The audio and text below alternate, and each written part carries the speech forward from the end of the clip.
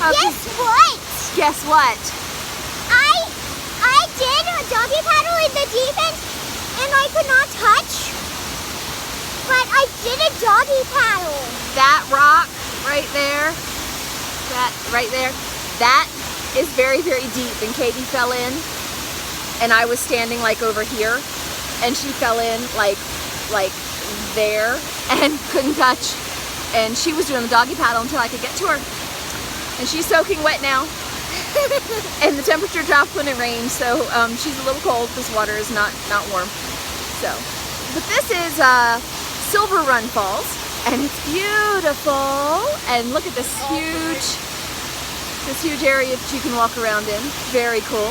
And swim around. And swim around. Well, you just have to go to a deep part where children can reach. Yeah, where children can reach. And then you can swim around it. But it's very cool, isn't it? Yeah.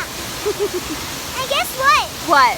I got into the water Uh-huh. for just 1 second. I opened my eyes. Uh-huh. And then I doggy paddled back up. You did. You did a great job until I could get to you. And then I did it over and over and She over. scared the shit out of me.